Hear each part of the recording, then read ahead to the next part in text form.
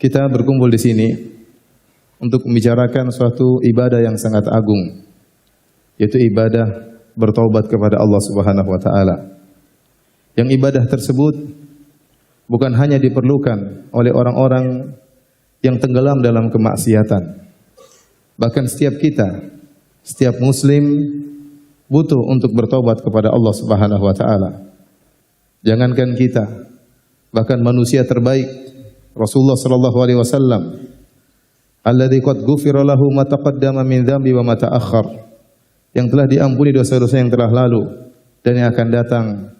Beliau berkata, ya ayyuhan nas tubu ila Allah, fa wallahi inni astaghfiru ila Allah wa atubu ilaih fil yaumi aktsar min 70 marrah. Kata beliau, wahai manusia sekalian, bertobatlah kepada Allah. Demi Allah, sungguhnya aku beristighfar dan bertobat kepada Allah setiap hari lebih daripada 70 kali. Bahkan dalam sebagian riwayat, sahabat pernah menghitung Nabi.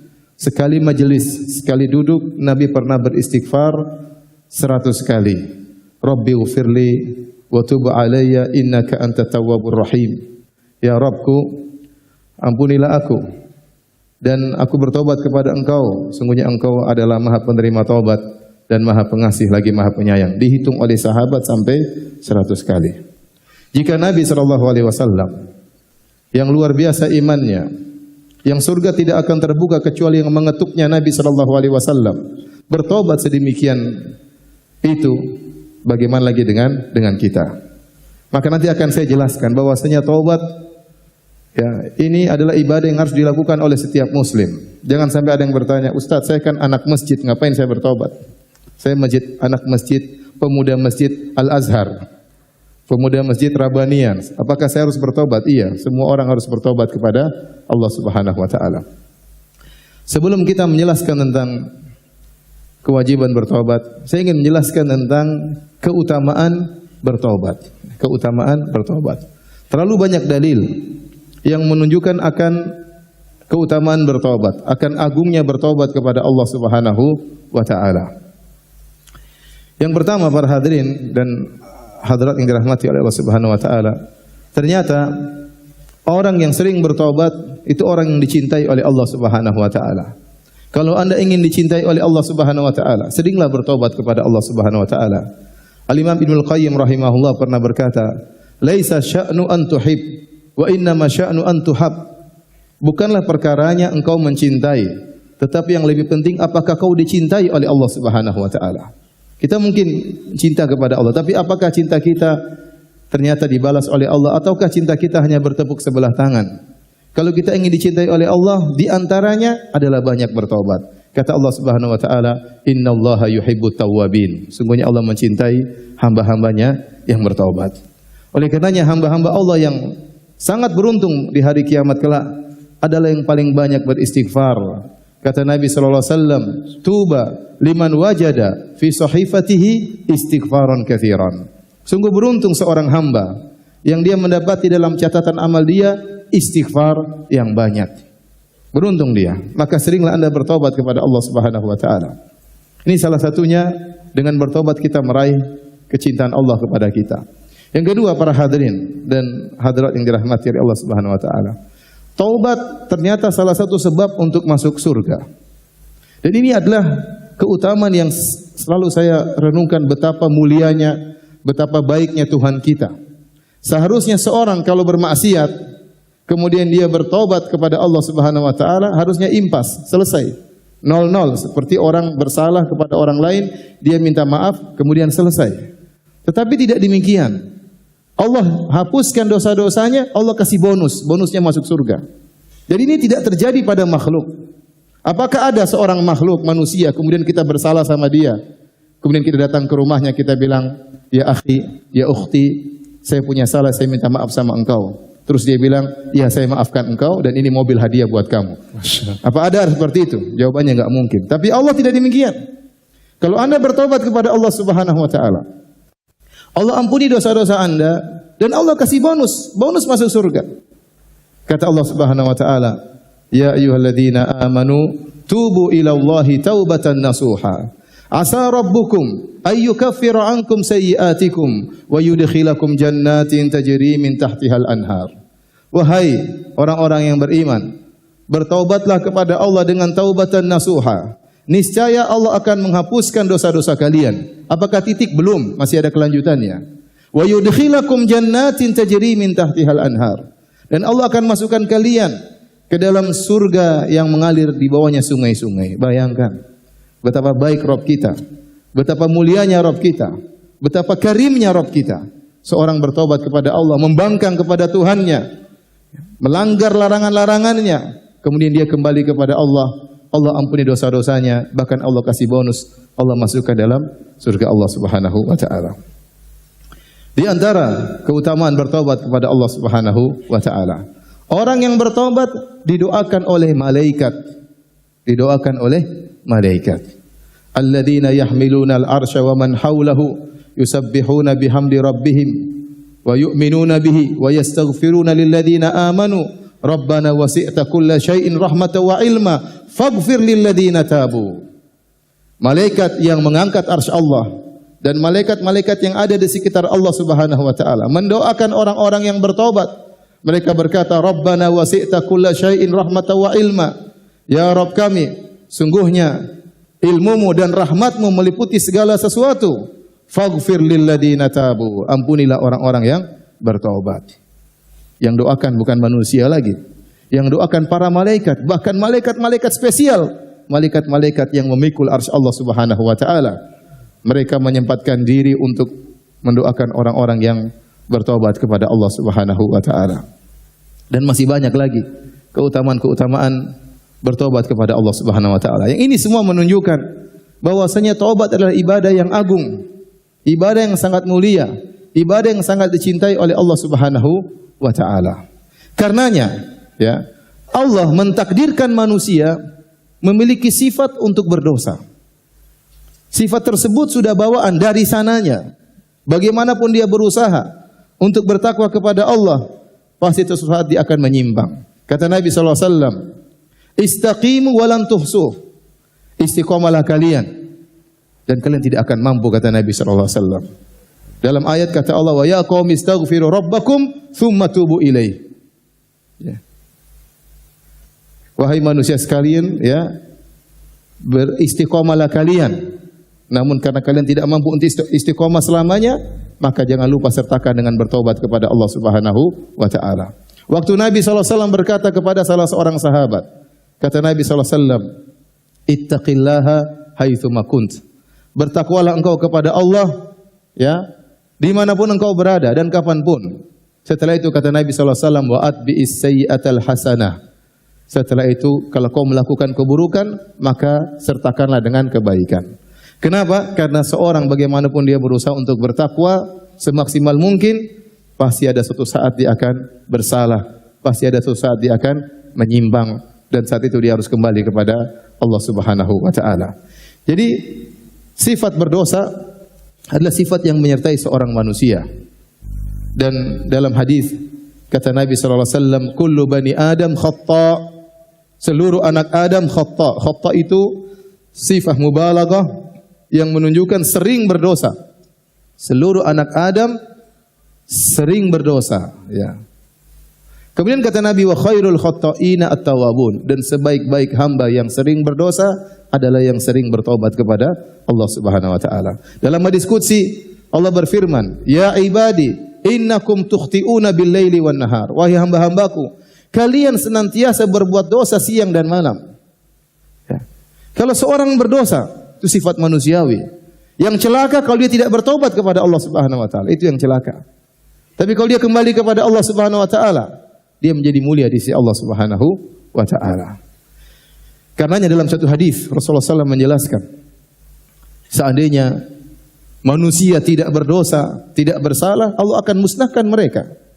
Dalam Sahih Muslim kata Nabi sallallahu alaihi wasallam, "Lau lam tuznibu la dhahaballahu bikum." Kalau kalian tidak bersalah, tidak berdosa, niscaya Allah akan memusnahkan kalian. Tsumma jaa'a biqaumin yuznibun. Lantas Allah akan datangkan makhluk yang baru, manusia-manusia yang baru yang mereka berdosa. Fayastaghfirunallah, kemudian mereka bertaubat kepada Allah, fayaghfirullahu lahum. Lantas Allah ampuni dosa-dosa mereka. Jadi ibadah taubat ini ibadah yang dicintai oleh Allah Subhanahu wa taala. Sehingga Allah mentakdirkan sebagian hamba-hambanya terjerumus dalam kesalahan. Buat apa? Agar mereka bertaubat kepada Allah Subhanahu wa taala. Kenapa? Para hadirin hadirat yang dirahmati Allah Subhanahu wa taala, ibadah ini sangat dicintai oleh Allah. Karena tatkala seorang hamba bertobat kepada Allah, dia akan tahu tentang mulianya sifat-sifat Allah Subhanahu wa taala. Akan tampak rahasia sifat-sifat Allah yang sangat luar biasa. Nama-nama Allah yang terindah, Asma'ullahul Husna. Di antaranya, dengan dia berdosa, dia tahu Allah adalah Ghaffar, Maha Pengampun lagi Maha Penyayang. Dia tahu. Kalau dia tidak berdosa, dia tidak mengerti tentang makna Al-Ghaffar, Allah Maha Pengampun. Dengan dia berdosa, dia tahu bahwasanya Allah Ar-Rahim, sangat penyayang, lebih sayang daripada seorang ibu terhadap anaknya. Lebih sayang daripada seorang ibu terhadap anaknya. Seorang hamba mungkin bersalah kepada ibunya, mungkin bersalah kepada orang tuanya. Dia minta maaf, orang tuanya tidak maafkan. Terkadang demikian. Terkadang demikian orang tuanya tidak maafkan. Tapi kalau dia minta maaf kepada Allah, dosanya sebesar apapun, sebanyak apapun Allah akan ampuni. Ini bukti bahwasanya Allah lebih sayang kepada hambanya daripada orang tua terhadap anaknya, daripada seorang ibu terhadap putranya. Kata Nabi SAW, "Lallahu arham bi ibadihi min hadihi bi waladiha." Allah lebih sayang kepada hambanya daripada seorang ibu terhadap anaknya. Nabi mengucapkan hadis ini kapan? Tatkala ada seorang ibu yang kehilangan putranya dalam peperangan, maka dia pun menangis, mencari-cari mana putranya yang hilang. Tiba-tiba setelah dia kehilangan putranya, dia pun mendapati putranya, segera dia dekap, lalu dia susui putranya tersebut, masih bayi. Ini adalah bentuk rasa cinta yang terbesar yang ada di alam semesta. Kasih sayang terbesar di alam semesta adalah kasih sayang seorang ibu terhadap anaknya. Terlebih-lebih lagi dalam kondisi demikian, sang ibu baru saja kehilangan anaknya. Dia cari ke sana ke sini tidak dia temukan, betapa sedihnya. Kemudian tatkala dia temukan anaknya, dia peluk, luar biasa rasa cinta tersebut, kasih sayang tersebut. Saat Nabi melihat kondisi ini, Nabi ingin menjelaskan kepada para sahabat, di depan para sahabat. Kata Nabi, tidakkah kalian lihat wanita ini? Apakah wanita ini akan melemparkan anaknya di api? Kata mereka, tentu tidak ya Rasulullah. Kata Nabi SAW, "Lallahu arhamu bi ibadihi min hadihi bi waladiha." Allah lebih sayang kepada hamba-hambanya daripada ibu ini terhadap anaknya. Ya. Dan antum bayangkan makna ini. Kalau kita sebagai orang tua, anak kita ya bersalah, nakal, kita tegur dia membangkang.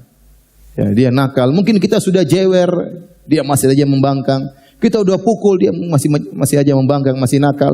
Kemudian dia kabur dari rumah. Gimana perasaan kita? Kasihan. Kasihan. Kita ingin dia kembali. Kita tunggu dia nggak balik-balik. Sehari, 2 hari, 3 hari, seminggu. Kita sedih memikirkan aneh kemana dia. Dia tidak kembali-kembali. Begitu dia kembali, bagaimana perasaan kita? Sayang atau tidak? Sayang sama dia. Demikian kira-kira. Walillahil mathalul a'la. Dan perumpamaan kepada Allah lebih tinggi. Kalau ada hamba Allah yang bertobat kembali kepada Allah, Allah sangat sayang kepada dia. Makanya Nabi SAW bersabda, "Lallahu arhamu, lallahu asyaddu farahan bi abdihi hina yatubu ilaihi min ahadikum ala rahilatihi kana bi ardin falatin fanfalatat minhu." Kata Nabi SAW, sungguhnya Allah lebih gembira dengan tobatnya seorang hamba kepada Allah daripada salah seorang dari kalian. Dia dengan membawa tunggangannya di padang pasir. Fanfalatat minhu, tiba-tiba ontanya tersebut, tunggangannya tadi kabur. Wa 'alaiha ta'amuhu wa syarabuhu. Ternyata di ontanya tersebut bekalnya seluruhnya di situ. Makanannya, minumannya di situ. Dia sudah putus asa. Fa ayisa min rahilatihi. Dia pun putus asa dari tunggangannya tadi. Fa dhahaba ila dhilli tahti syajarah, maka dia pun pergi ke bawah sebuah pohon, fattaja'a tahta dhilli syajarah, kemudian dia berbaring di bawah naungan sebuah pohon. Dia menunggu kematiannya. Dia sudah putus asa di tengah padang pasir. Apa yang bisa dia lakukan? Makanan tidak ada, minuman tidak ada. Dia berbaring di bawah sebuah pohon menunggu kematian datang secara bertahap. Mulai kehausan, mulai kelaparan, kemudian dia sudah yakin dia akan meninggal dunia. Fa bainama huwa kadzalik, tatkala dia sedang menanti kematiannya, id huwa biha qa'imah, tiba-tiba ontanya tadi datang. Wa 'alaiha ta'amu wa syarabu, ternyata makanan dan minumnya masih lengkap. Maka dia langsung begitu gembiranya, fa akhadha bi khitamiha, lantas dia memegang tali kekang onta tersebut, saking bahagianya dia berkata, Allahumma anta abdi wa ana rabbuk, ya Allah sungguh engkau adalah hambaku dan aku Tuhanmu ya Allah ya. Kata Nabi, akhta'a min syiddatil farah, dia salah ngomong karena saking apa? Gembiranya. Kata Nabi, Allah lebih gembira dengan taubatnya seorang hamba daripada orang ini. Ini menunjukkan betapa luas rahmat Allah Subhanahu wa taala. Dan Anda tidak bisa merasakan hal tersebut kecuali setelah Anda berdosa. Baru Anda tahu bahwasanya Allah masih sayang kepada saya. Allah masih tunjukkan saya kepada jalan kebenaran. Allah masih menyelamatkan saya daripada kehinaan, daripada kenistaan. Setelah bertahun-tahun mungkin saya tenggelam dalam kenistaan. Allah masih sayang kepada saya. Lebih besar kasih sayang Allah daripada seorang ibu terhadap anaknya. Dengan kita terjerumus dalam dosa, dengan adanya ibadah taubat, kita tahu benar nama Allah As-Sittir yang maha menutup dosa-dosa. Betapa sering kita melakukan dosa-dosa, Allah tutup dari pandangan manusia. Tidak ada yang tahu. Hanya Allah yang tahu apa yang kita lakukan. Oleh karenanya Ibnu Qayyim rahimahullah berkata, kalau ada orang memuji Anda, ada orang memuji antum, sebenarnya tidak sedang memuji kelebihan antum tentang amal soleh antum, tidak. Orang ini tidak sedang memuji kesolehan Anda. Sesungguhnya orang ini sedang memuji begitu agungnya sifat menutupnya Allah Subhanahu wa taala. Azimi sitrillah alaih. Sungguhnya dia sedang memuji bagaimana agungnya sifat Allah menutupi dosa-dosa Anda. Karena seandainya kalau Allah angkat sitirnya, Allah angkat tutupan tersebut, kemudian orang akan melihat dosa-dosa Anda, maka tidak ada yang menghargai Anda. Apa kata Muhammad bin Wasi' rahimahullahu taala? "Lau kana lidzunub rihun ma jalasa ilayya ahadun." Kalau seandainya dosa-dosa itu ada aromanya, maka tidak seorang pun yang akan mau duduk dengan saya. Tetapi Anda dimuliakan oleh orang, Anda dipuji oleh orang bukan karena amal soleh Anda, tetapi karena agungnya sifat Allah yang telah menutupi dosa-dosa Anda, ya. Sehingga Anda ngerti tentang makna sitir yang maha menutupi. Kemudian dengan seorang berdosa, dia bertobat kepada Allah Subhanahu wa taala, dia tahu tentang nama Allah Al-Halim. Apa itu Al-Halim? Al-Halim itu artinya bisa dia membalas tapi dia tunda. Bisa dia membalas tapi dia tunda. Itu namanya Halim, seorang yang halim. Dia bisa balas tapi dia tunda, dia maafkan nanti saja, dia maafkan. Betapa sering kita melakukan maksiat tatkala di hadapan banyak orang, terlebih-lebih tatkala bersendirian. Allah bisa saja mencabut nyawa kita tatkala itu. Tapi Allah tidak cabut. Allah tidak cabut. Allah sayang sama kita, masih diberi kesempatan untuk bertobat kepada Allah Subhanahu wa taala. Kita lihat banyak orang yang sedang joget-joget tahu-tahu meninggal dunia. Ya, sedang nyanyi-nyanyi tahu-tahu meninggal dunia. Yang sedang berzina tahu-tahu meninggal dunia. Banyak orang seperti itu, banyak. Waliyadzubillah. Ya. Sedang bermaksiat, sedang membangkang perintah Allah, tahu-tahu dicabut nyawanya oleh Allah Subhanahu wa taala. Betapa sering kita bermaksiat kepada Allah Subhanahu wa taala, tidak ada yang lihat dan Allah tidak cabut nyawa kita. Allah Al-Halim yang maha menunda siksaan, padahal Allah mampu untuk segera membalas kapan saja Allah kehendaki. Tujuannya apa? Agar Anda kembali kepada Allah Subhanahu wa taala. Kemudian dengan bertaubat kita tahu nama Allah At-Tawwab. Apa itu At-Tawwab? Zat yang maha menerima taubat dan zat yang maha mengilhamkan taubat kepada seorang hamba. Kalau Allah tidak berilham kepada kita untuk bertobat, kita tidak bakalan bertobat. Banyak orang di antara kita yang benar-benar tenggelam dalam kemaksiatan, lupa dengan akhirat, tenggelam dengan dunia kemaksiatan.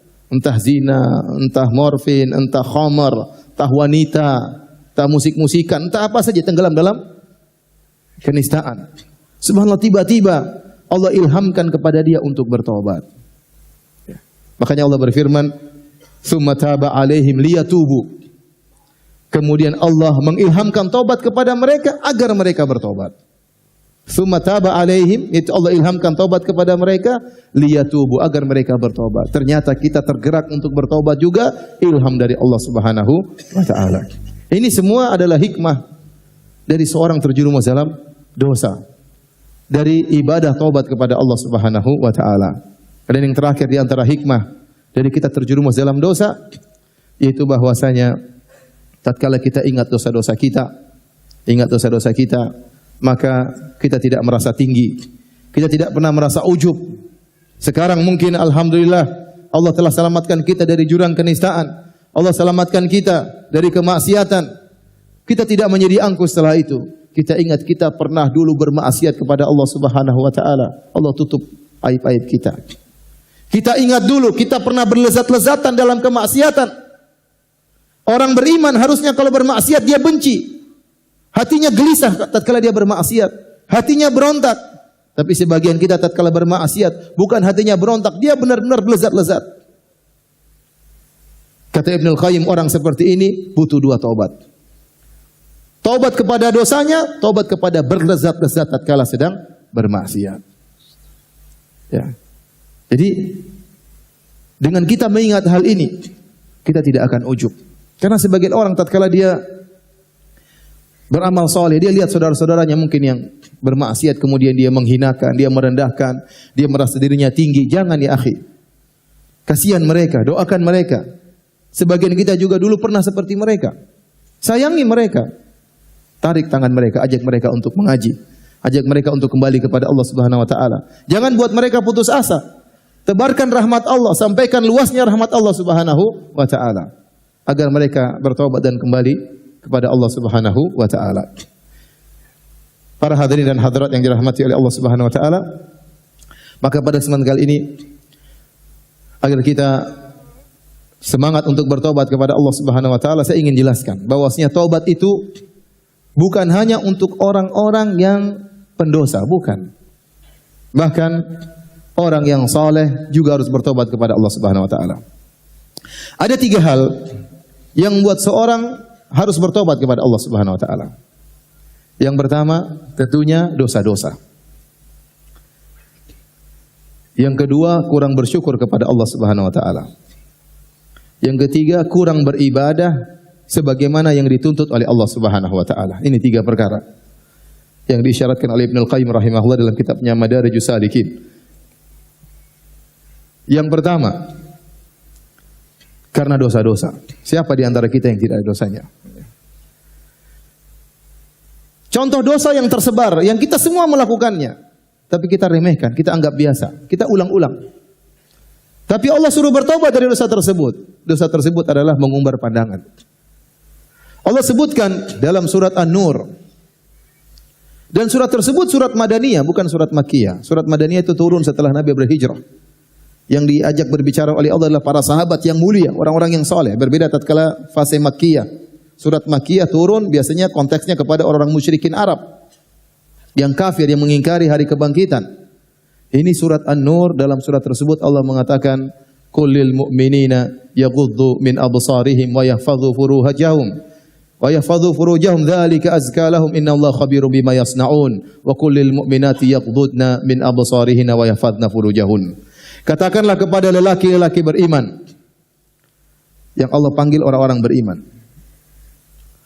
agar mereka menundukkan sebagian pandangan mereka dan agar mereka menjaga kemaluan mereka. Itu lebih suci bagi mereka. Sungguhnya Allah khabirum bima yasnaun. Allah Maha mengetahui apa yang mereka lakukan. Lirikan mata mereka Allah tahu. Ya alamu kha'inatal a'yun. Allah mengetahui pengkhianatan lirikan mata. Jangankan lirikan mata, kata Allah, wa ma tukhfis sudur, apa yang disembunyikan dalam dada manusia Allah tahu. Jadi yakinlah, kalau Anda melirik wanita yang haram untuk dilihat, melihat aurat wanita yang tersingkap, Anda sengaja melihat, maka Allah catat langsung. Jangankan lirikan mata, yang terbetik dalam hati pun Allah catat. Anda dengki, Allah catat. Anda hasad, Allah catat. Suudzon, Anda sombong, dicatat oleh Allah Subhanahu wa taala. Bagaimana lagi dengan gerakan yang terlihat, gerakan lirikan mata.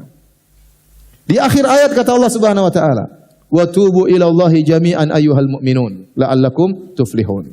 Maka hendaknya kalian seluruhnya bertobat kepada Allah, wahai orang yang beriman, Semoga kalian beruntung. Kata Syekh Ibnu Utsaimin rahimahullah, ini ayat menunjukkan wajibnya seorang bertobat dari mengumbar pandangan. Sekarang siapa di antara kita yang bisa selamat dari dosa ini? Selama punya HP ya pasti maksiat. Di jalan-jalan kita lihat maksiat. Iklan HP, HP-nya kecil, ceweknya gede. Iklan apa lagi? Iklan minuman, minumannya kecil, ceweknya apa? Gede. Semuanya cewek sekarang. Kita nggak lihat, ya pasti lihat. Ya. Kalau naik busway atau naik kendaraan umum, suruh tundukkan pandangan. Tundukkan ke bawah lebih parah daripada ke depan parah, bawah lebih parah. Astagfirullah, astagfirullah, lama-lama alhamdulillah. Siapa yang bisa menghindarkan dari dosa pandangan? Lihat HP, sekarang menonton ceramah YouTube nih, mau cari Ustadz Firanda YouTube. Sampingnya cewek-cewek. Kanan kiri kan, astagfirullah, alhamdulillah, astagfirullah, alhamdulillah. Subhanallah, benar. Kalau dulu orang bilang, kalau ingin selamat dari dosa jangan keluar rumah. Dalam rumah saja selamat. Sekarang tidak. Dalam rumah lebih bahaya. Berteman dengan HP. Selama internet jalan, sudah, lihat macam-macam. Ya. Terus kita tidak mau bertobat. Wong dosa pandangan saja banyak. Kita lihat tiap hari. Bulan Ramadan, kita bermaksiat. Pahala puasa kita kena roaming. Gara-gara kita melihat hal tersebut. Terkadang roaming lokal, terkadang roaming internasional. Tergantung apa yang kita lihat. Belum kita bicara tentang dosa yang lain. Dosa yang berkaitan dengan telinga. Kita mendengar ghibah, namimah. Kita mendengar adu domba dia. Kita ikut menyebarkan berita yang mengadu domba. Kita menyebarkan berita yang buat orang berprasangka buruk. Kita ikut menyebarkan hoaks, dusta. Di bulan Ramadan ikut-ikutan. Belum lisan. Lisan yang kita bicarakan. Termasuk yang kita tulis, yang kita komentar. Betapa banyak kita komentar di media sosial. Kita maki-maki, kita tuduh-tuduh. Ini semua dosa. Setelah itu mungkin kita delete. Tapi malaikat sudah mencatat. Terlanjur dicatat malaikat. Mau diapain? Itu bukan dosa, itu dosa. Belum berkaitan dengan hati. Su'udzon, merendahkan orang lain. Sombong, angkuh. Karena ada kesombongan kita merendahkan orang lain. Tidak menghargai orang lain. Siapa sih dia? Itu merendahkan. Itu dosa. La yadkhulul jannata man kana fi qalbihi mithqalu dzarratin min kibr. Tidak masuk surga orang dalam hatinya ada kesombongan meskipun sebesar zarrah. Jadi untuk satu poin saja untuk wajib bertobat kita sudah melakukannya. Ini yang pertama, maksiat. Yang kedua, hal yang membuat kita wajib untuk bertobat adalah ternyata nikmat-nikmat yang Allah berikan kepada kita ini harus kita syukuri. Harus kita syukuri. Dan ternyata memang kita kurang bersyukur kepada Allah Subhanahu wa taala. Namun Allah Maha Pengampun. Makanya Allah Subhanahu wa taala berfirman, "Wa in ta'uddu nikmatallahi la tuhsuha. Innal insana ladzalumun kafar." Kata Allah, kalau kalian menghitung nikmat-nikmat yang Allah berikan kepada kalian, kalian tidak bakalan mampu. Nikmat terlalu banyak ya akhi, banyak. Sampai seorang ulama mengatakan, kalau Anda ingin tahu nikmat Allah, sekali-sekali Anda bangun di malam hari, kemudian atau di pagi hari, baru bangun tidur, tutup mata Anda, kemudian masuk ke toilet, cari mana odol, mana apa, sikat gigi, coba jangan melihat, biar Anda tahu nikmat mata itu luar biasa. Anda bangun, kemudian cari, ternyata Anda sikat gigi, ternyata pakai alat cukur, bagaimana? Nikmat pandangan luar biasa kita gunakan untuk maksiat. Kita kurang bersyukur kepada Allah dengan nikmat yang begitu banyak. Makanya Allah akhiri ayat tersebut dengan mengatakan, innal insana ladzalumun kafar. Sungguhnya manusia suka menzalimi diri mereka sendiri dan suka ingkar kepada nikmat Allah Subhanahu wa taala. Manusia apa sifatnya? Kata Allah, innal insana li rabbih lakanud. Manusia itu suka mengeluh.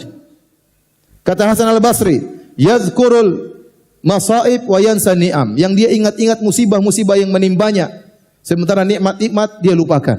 Dia baru sakit sehari, sementara ini setahun penuh dia sehat, dia lupa. Aduh, saya begini, mengeluh terus kemana-mana ketemu orang mengeluh. Baru hari ini dia mungkin mobilnya macet, masuk bengkel, banyak kerjaan dia akhirnya terbengkalai. Dia marah-marah, dia ngeluh-ngeluh. Selama ini mobilnya lancar-lancar, tidak pernah dia ingat. Baru sehari diomelin sama istrinya. Biasanya tidak diomelin. Apalagi yang diomelin setiap hari. Jadi ada orang seperti itu yang dia kerjanya mengeluh. Dia kurang bersyukur kepada Allah. Makanya di ayat yang lain kata Allah, Wa in ta'uddu, kalau tadi dalam surat Ibrahim, kalau sekarang dalam surat An-Nahl, kata Allah, wa in ta'uddu ni'matallahi la tuhsuha, innallaha laghafurur rahim. Kalau kalian menghitung nikmat-nikmat Allah, kalian tidak akan bisa menghitungnya. Sungguhnya Allah Maha Pengampun lagi Maha Penyayang. Allah tahu kalian tidak bakalan mampu untuk mensyukuri nikmat-nikmat tersebut. Makanya disyariatkan kita salat duha. Ya, kenapa ada 360 sendi? Siap kita bangun pagi sehat. Allah suruh kita salat, Nabi suruh kita salat 2 rakaat untuk mensyukuri nikmat tersebut. Untuk bayangkan kalau kita bangun pagi kemudian ternyata engsel kita sakit, luar biasa sakitnya. Itu nikmat yang terkadang sering kita rasakan, tapi seakan-akan itu sudah tugasnya Allah. Seakan-akan memang Allah sudah tugasnya harus membuat saya. Ya, padahal itu nikmat yang Allah berikan setiap hari. Allah perbarui, Allah perbarui, Allah perbarui. Tapi kita tidak merasakan hal ini. Perasaan kita seakan-akan ini kewajiban Allah, memang harusnya demikian. Sehingga kita akhirnya kurang bersyukur. Makanya di antara doa kalau kita keluar dari WC, apa doanya? Ghufranaka. Ghufranaka. Artinya apa? Ya Allah, aku mohon ampunanmu. Kata para ulama, kenapa seorang tatkala dalam WC dia berhasil mengeluarkan kotorannya, ya, itu karunia dari Allah Subhanahu wa taala. Seandainya Allah membuat kotoran tersebut tidak keluar, maka dia bisa mati, dia bisa sakit dan akhirnya meninggal dunia. Maka tatkala dia keluar dari toilet dia mengatakan ghufranaka, dia mengatakan ya Allah, aku tidak mampu mensyukuri nikmat-Mu dengan yang seharusnya. Maka dari sisi ini kita harus bertobat kepada Allah Subhanahu wa taala. Apalagi sebagian antum, sebagian ikhwan Masya Allah diberi rumah oleh Allah Subhanahu wa taala, diberi pekerjaan oleh Allah Subhanahu wa taala, diberi istri oleh Allah Subhanahu wa taala, ya. Diberi kenikmatan ikut pengajian, diberi kenikmatan untuk membaca Al-Qur'an. Ini nikmat yang luar biasa. Kewajiban kita untuk mensyukuri, dan kita pasti tidak pandai mensyukuri nikmat Allah Subhanahu wa taala. Pasti ada yang kurang. Dari sisi ini kita wajib untuk bertobat kepada Allah Subhanahu wa taala. Dari sisi yang ketiga, kata Ibnu Qayyim rahimahullahu taala, yaitu dari kurangnya kita bisa beribadah kepada Allah dengan yang semestinya. Makanya tatkala kita selesai salat, kita langsung apa? Astaghfirullah, astaghfirullah, astaghfirullah. Kenapa? Karena kita tahu waktu kita salat pasti banyak kekurangannya. Kita sering tidak khusyuk. Padahal kata Allah, wa aqimis salata li dzikri. Salatlah untuk mengingatku. Sering kita lagi salat, kita ingat macam-macam. Ya. Allahu Akbar. Kalau kita salat subuh, kita rencanakan nanti pagi mau kemana. Kapan mikirnya? Tatkala salat subuh. Nanti salat isya kita evaluasi. Tadi kita banyak orang seperti itu. Ya. Kalau antum tidak percaya, ini saya sering sampaikan, antum tidak percaya, antum nanti kalau salat isya hari ini, antum tanya sama teman yang salat samping antum, tadi imam baca apa? Rakaat pertama, rakaat kedua. Banyak orang yang lupa. Benar. Tadi baca apa ya? Lupa ya. Saking khusyuknya, Allahu Akbar, tahu-tahu Assalamualaikum warahmatullahi wabarakatuh. Lupa. Sampai ada cerita seorang di Saudi, saya pernah dengar cerita seorang syekh, dia cerita, dia pergi ke suatu masjid. Entah solat maghrib, entah solat isya. Setelah itu dia minta izin sama Pak Imam. Dia bilang, Pak Imam, saya mau tanya kepada jamaah, yang bisa jawab saya kasih hadiah. Wahai jamaah sekalian, siapa yang bisa sebutkan? Tadi imam rakaat pertama baca surat apa, rakaat kedua baca surat apa? Jamaah semua diam. Kata dia, jangan bikin malu jamaah. Siapa yang masih ingat? Tadi imam rakaat pertama baca surat apa, rakaat kedua baca surat apa? Enggak ada yang jawab. Akhirnya ada anak kecil angkat tangan. Saya. Oh, sini. Bikin malu, kasih malu om-om itu. Mereka tidak tahu jawab. Kamu, ayo sebutkan apa jawabannya. Rakaat pertama apa? Rakaat pertama Al-Fatihah. Rakaat kedua Al-Fatihah. Ternyata benar ya, dua-duanya Al-Fatihah. Jadi ini bukti bahwasanya kita sering lupa tatkala sedang salat. Ya. Kita ingat barang hilang tatkala sedang salat, dan ada setan yang mengingatkan kita. Ya. Kita ingat utang belum kita tagih tatkala kapan? Tatkala salat. Maka pantas ketika salat selesai langsung yang kita buka dengan apa? Astaghfirullah, astaghfirullah, astaghfirullah. Dan yang menakjubkan Nabi SAW, Nabi sekitar 23 tahun beliau berdakwah. Dan seluruh kegiatan beliau karena Allah. Tidaklah beliau duduk, tidaklah beliau berdiri, tidaklah beliau tidur kecuali karena Allah. Tidaklah beliau berucap, tidaklah beliau berdiam kecuali karena Allah Subhanahu wa taala. Tidaklah beliau marah kecuali karena Allah Subhanahu wa taala. Dengan peperangan yang begitu banyak peperangan, dengan musibah yang begitu banyak beliau alami, semuanya karena Allah Subhanahu wa taala. Ternyata di akhir hayat Allah turunkan surat yang terakhir, "Idza jaa nasrullahi wal fath wa ra'aitan nasa yadkhuluna fi dinillahi afwaja fasabbih bihamdi rabbika wastaghfirhu innahu kana tawwaba." Tatkala telah datang pertolongan Allah dan kemenangan, artinya engkau sudah berhasil wahai Muhammad. Orang semua sudah masuk Islam. Yadkhuluna fi dinillahi afwaja, orang semua masuk Islam. Nabi gembira, senang. Tapi apa kata Allah? Bertasbihlah kepada Rabbmu dan beristighfarlah. Di akhir hayat Nabi, sementara Nabi sudah begitu berhasil, Allah masih suruh Nabi untuk beristighfar. Maka setelah itu Rasulullah SAW kalau sujud atau ruku, beliau berdoa, Subhanakallahumma Rabbana wa bihamdika Allahumma ghufirli. Beliau beristighfar dalam ruku dan sujud beliau. Maksudnya apa? Dari sisi ini, ya, kita sadar bahwasanya ibadah kita ini sangat kurang. Kita kurang baca Quran, kita kurang salat malam, ya, kita kurang berzikir kepada Allah Subhanahu wa taala. Kalau salat juga pikirannya kemana-mana, ya. Kalau berzikir pikirannya kemana-mana, kita kurang mengagungkan Allah sebagaimana mestinya. Dari sisi ini pun kita harus bertobat kepada Allah Subhanahu wa taala. Dari sini kita sadar para hadirin dan hadirat bahwasanya kewajiban taubat itu bukan cuma orang-orang yang berdosa saja. Bahkan kita seluruhnya, siapapun dia, apakah dia ustadz, apakah dia ulama, bahkan Nabi saja bertobat kepada Allah Subhanahu wa taala, apalagi orang-orang yang selain mereka di bawah mereka. Masih ada waktu kah? Masih. Baik, terakhir karena waktu kita sampai jam 5, saya ingin menyampaikan tentang luasnya rahmat Allah Subhanahu wa taala. Bahwasanya Allah itu Maha Pengampun, Maha Penyayang. Cukup tadi saya sebutkan, Allahu ya arhamu bi ibadihi min hadhi bi waladiha. Allah lebih sayang kepada hamba-hambanya daripada seorang ibu terhadap anaknya. Betapapun besar maksiat yang kita lakukan, maka Allah akan Maha mengampuni. Di antara nama-nama Allah, Ghaffar, Ghafur, Ghafir. 3 nama ini, Ghaffar, Ghafur dan Ghafir. Ghafiri dzambi, ya. Ini menunjukkan bahwasanya Allah Subhanahu wa taala Maha mengampuni dosa. Sebanyak apapun dosa tersebut, bervariasi dosa tersebut, berulang-ulang dosa tersebut, enggak ada masalah bagi Allah. Sebanyak apapun dilakukan, sebesar apapun dosa tersebut, berulang-ulang pun ringan bagi Allah untuk mengampuni. Jika seorang hamba kembali kepada Allah Subhanahu wa taala. Tidak ada yang besar bagi Allah. Ya, seorang pernah berkata, "Ya Rabbi, in azumat dhunubi kathratan wa laqad alimtu bi anna afwaka a'zamu." Ya Rabbku, meskipun dosaku saya tahu sangat banyak, tapi saya tahu ampunanmu lebih luas daripada dosa-dosaku. Bahkan seorang salaf pernah ada yang berdoa, "Ya Allah, ampunilah dosa-dosaku yang banyak ini dengan sedikit ampunanmu." Kenapa? Dia tahu sedikit ampunan Allah sudah bisa mengampuni segala dosa-dosa yang begitu banyak. Karena Allah afuun, Maha Pengampun. Contoh bahwasanya Allah Maha Pengampun. Allah sebutkan kisah dalam Al-Quran. Kisah Ashabul Ukhdud. Raja yang kemudian dia murka, lantas dia membakar hidup-hidup orang-orang beriman, mukminin maupun mukminat, lelaki maupun wanita, orang tua maupun anak kecil, ya, dewasa, masih remaja, semuanya dia bakar ribuan orang. Kemudian apa? Wahum 'alaiha qu'ud. Sambil duduk, nongkrong, menyaksikan mereka disiksa dalam kondisi senang, nonton orang-orang disiksa, dibakar hidup-hidup. Yang dibunuh adalah orang-orang beriman. Allah Subhanahu wa taala sebutkan, "Innal ladzina fatanul mu'minina wal mu'minat." Sungguhnya orang-orang yang telah membakar hidup-hidup kaum mukminin kaum mukminat.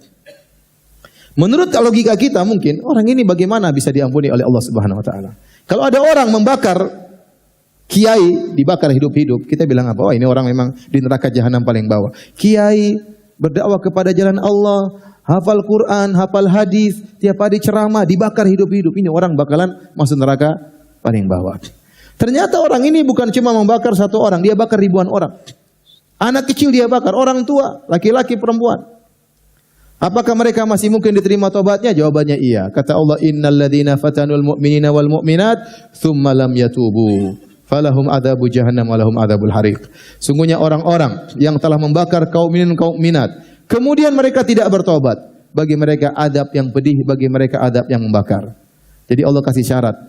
Kalau mereka tidak bertobat baru dibakar oleh Allah Subhanahu wa taala. Berarti apa? Kalau mereka bertobat diterima atau tidak? Diterima oleh Allah Subhanahu wa taala. Makanya Hasan Al-Basri tatkala membaca ayat ini dia berkata, "Unzuru ila karamillah." Lihatlah kepada mulianya dan baiknya Allah. Qatalu awliya Allah, mereka telah membunuh wali-wali Allah, namun Allah masih menyuruh mereka, menganjurkan mereka untuk bertobat kepada Allah Subhanahu wa taala. Contoh lagi, Fir'aun ngaku sebagai Tuhan. Tidak ada manusia paling brengsek dan kurang ajar seperti apa? Fir'aun. Ya. Tidak usah jauh-jauh. Anda misalnya bos, Anda yang bikin perusahaan, Anda punya anak buah banyak. Terus ada anak yang Anda rawat sampai kemudian dia besar. Tahu-tahu dia mengaku, saya yang bos. Mungkin Anda ambil pistol tembak orang ini. Sembarang aja. Paling tidak Anda pukul lah. Kurang ajar, nggak tahu diri, nggak beradab. Ya. Ini Fir'aun yang Allah ciptakan dia dari masih kecil, masih ingusan, kemudian tumbuh berkembang. Setelah dia dewasa, dia mengatakan dia Tuhan alam semesta. Tapi apakah Allah kirim petir halilintar bakar dia? Tidak. Allah masih kirim nabi yang mulia. Bahkan bukan cuma satu nabi, dua nabi. Nabi Musa dan Harun. Dan Allah berkata, "Faqula lahu qawlan layyinan." Sampaikanlah kepada Fir'aun dengan kata-kata yang lembut, la'allahu yatadzakkaru aw yakhsha. Siapa tahu dia ingat, siapa tahu dia takut, siapa tahu dia sadar. Maha baik Allah Subhanahu wa taala. Saya tanya sama antum, seandainya Fir'aun bertobat, diampuni oleh Allah atau tidak? Diampuni. Padahal kurang ajar seperti itu. Ngaku sebagai Tuhan. Tidak ada yang lebih kurang ajar daripada Fir'aun. Ya. Tetapi ternyata dia tidak bertobat kepada Allah Subhanahu wa taala. Tapi seandainya dia bertobat, Allah akan terima tobatnya. Contoh lagi, para penyihir Fir'aun. Yang didatangkan oleh Fir'aun, puluhan penyihir untuk berduel melawan Nabi Musa alaihissalam. Bayangkan, datang pekerjaan mereka, profesi mereka adalah penyihir. Syirik, dosa yang tidak mungkin diampuni oleh Allah Subhanahu wa taala. Cari nafkah dengan menjadi penyihir. Cari nafkah dengan syirik. Datang untuk menantang Rasul Allah, Tuhan, utusan Allah Subhanahu wa taala. Kemudian tatkala berduel dengan Nabi Musa, puluhan tahun mereka adalah penyihir. Tiba-tiba mereka kalah dan tiba-tiba mereka sadar bahwasanya Nabi Musa adalah seorang Rasul. Lantas mereka bertobat, mereka beriman cuma sebentar. Kemudian mereka dibunuh oleh Fir'aun. Ternyata mereka masuk surga. Bayangkan, kekufuran yang selama puluhan tahun tersebut dihapuskan dengan iman yang hanya sebentar. Menunjukkan Allah Maha penerima taubat. Kisah lagi dalam hadis, kisah pembunuh 100 nyawa. Setelah dia membunuh 99 nyawa, dia mencari orang yang paling alim. Ternyata dia ditunjukkan kepada orang yang ahli ibadah. Maka dia bertanya, wahai ahli ibadah, saya sudah membunuh 99 orang. Apakah masih mungkin Allah mengampuni saya? Kata ahli ibadah ini, enggak mungkin. Kenapa ahli ibadah ini berfatwa dengan perasaan, bukan dengan dalil? Dan banyak orang seperti itu, berfatwa pakai apa? Perasaan, pakai logika, pakai akal. Tidak, Anda kalau berfatwa harus dengan apa? Dalil. Maka dia bilang, kau tidak mungkin diampuni. Maka orang ini pun ngamuk, ahli ibadah terus dipenggal lagi. Jadilah 100 orang. Coba bayangkan, orang ini jahatnya luar biasa. Ustaz, saya mau tanya Ustaz. Haram atau tidak Ustaz? Haram atau tidak? Ya enggak, nanti saya pikir dulu lah. Bila haram dipenggal kepalanya ya. Kira-kira orang itu seperti itu. Ternyata dia ketemu dengan orang berilmu. Maka orang berilmu tersebut mengatakan, kau masih bisa diampuni. Dengan syarat pergilah ke kampung lain. Beribadahlah kepada Allah dengan orang-orang kampung di situ. Ini isyarat. Bosnya kalau bertobat harus meninggalkan masa lalu. Meninggalkan komunitas yang membawa dia kepada kemaksiatan. Meninggalkan sebab-sebab yang bisa menggiring dia kembali kepada kemaksiatan. Kemudian dia pergi kepada kampung tersebut. Dia meninggal di tengah jalan. Belum sempat sholat, belum sempat ibadah. Ternyata dimasukkan oleh Allah dalam surga. Ya. Masih ada satu lagi. Ya. Kisah tentang dua orang yang bersahabat dari orang-orang terdahulu.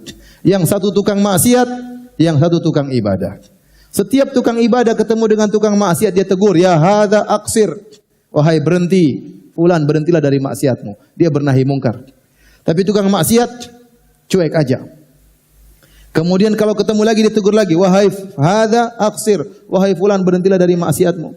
Tapi dia cuek lagi. Terus sampai satu hari pelaku maksiat ini melakukan dosa yang luar biasa. Maka akhirnya saudaranya tadi tegur. Ya hadza aqsir, wahai fulan berhentilah dari maksiatmu. Ternyata pelaku maksiat ini bantah dengan perkataan yang sangat menjengkelkan. Dia berkata, ya, da'ni wa rabbi, tinggalkan aku dengan Tuhanku, ngapain kau ikut-ikut campur urusanku? Abu ifta alayya raqiba, apakah Allah mengutus kamu untuk ngawasi aku? Kenapa tiap hari negur-negur saya? Kira-kira begitulah. Tinggalkan saya dengan Tuhanku, kenapa kau urusan dengan saya? Apa kau diutus oleh Tuhan untuk mengurusiku, untuk ngawasi aku? Subhanallah, ini perkataan salah dari tukang maksiat ini, salah ngomong begitu. Salah. Gara-gara dia ngomong salah seperti tersebut, akhirnya orang yang taat ini emosi. Waktu dia emosi, kemudian dia berkata, lan yaghfirallahu lak, Allah tidak akan ampuni engkau. Dia ambil kesimpulan, Allah tidak akan mengampuni apa? Engkau. Maka kemudian Allah mencabut nyawa kedua orang ini. Lalu Allah murka, Allah berkata, man dzalladzi yata'ala alayya alla aghfira li fulan. Siapa yang berani-berani bersumpah aku tidak mengampuni si fulan? Qad ghafartu lahu wa ahbatu amalak. Aku telah ampuni dosa tadi, hamba tadi pelaku maksiat, dan aku gugurkan kebaikan-kebaikanmu yang tadi bersumpah Allah aku tidak akan mengampuni dia. Bayangkan, kata Abu Hurairah, takallama bi kalimatin au baqat dunyahu wa ukhrahu. Orang taat tadi mengucapkan satu kalimat yang dia tidak pikir-pikir, pakai perasaan, pakai emosi, telah menghabiskan, membinasakan dunianya dan akhiratnya. Jadi seorang tatkala bermaksiat segera kembali kepada Allah Subhanahu wa taala dan dengan penuh husnudzon kepada Allah Subhanahu wa taala, bahwasanya Allah Maha Pengampun lagi Maha Penyayang. Tidak ada yang menghalangi dia dari Allah Subhanahu wa taala. Kalau kita berbuat salah kepada manusia, sering kali manusia tidak maafkan kita. Tapi kalau Allah Subhanahu wa taala pasti mengampuni, dengan syarat Anda benar-benar bertobat kepada Allah Subhanahu wa taala, ya. Dan terakhir, masih ada satu lagi. Masih ada waktu? Kisah disebutkan oleh Ibnu Katsir dalam Al-Bidayah wan Nihayah tentang seorang yang luar biasa suka menumpahkan darah, namanya Al-Hajjaj bin Yusuf Ats-Tsaqafi, yang dia hidup di zaman sahabat. Dia bunuh Sa'id bin Jubair, dia bunuh, bahkan dia mengancam bunuh sahabat. Orang banyak sekali dia bunuh, suka numpahkan darah. Ya, sampai semua orang ya melaknat dia. Di akhir hayatnya disebutkan tatkala dia sakratul maut, dia berdoa. Apa dia berkata? Allahumma ghufirli fa innahum yaz'umun annaka la taf'al. Kata dia, ya Allah, dia tahu dosanya banyak sekali. Ya Allah, ampunilah aku ya Allah, karena mereka menyangka kau tidak akan mengampuni aku. Dia bilang apa? Karena saking parahnya dosa-dosanya, orang-orang bilang sudah dia di neraka. Bahkan ada yang mengkafirkan dia. Begitu dia mau meninggal, dia berkata, Allahumma ghufirli fa innahum yaz'umun annaka la taf'al. Ya Allah, ampunilah aku, sungguhnya mereka menyangka engkau tidak akan mengampuni aku. Dalam sebagian riwayat dia berkata, ya Allah, sungguhnya mereka sedang menunggu kematianku, dan mereka akan gembira dengan kematianku, karena waktu itu dia sakit. Orang-orang semua yang di penjara berdoa supaya dia mati. Kemudian di akhir dia berkata, dia berdoa demikian, akan tapi engkau lebih mulia daripada mereka, ampunilah aku wahai Tuhanku. Saya katakan ini Hajjaj bin Yusuf Ats-Tsaqafi di akhir hayatnya, dan dia orang yang luar biasa kezalimannya, dia berhusnudzon kepada Allah Subhanahu wa taala. Apalagi antum, apalagi kita yang dosa-dosa kita jauh dari dia, hendaknya kita berhusnudzon kepada Allah Subhanahu wa taala. Demikianlah para hadirin hadirat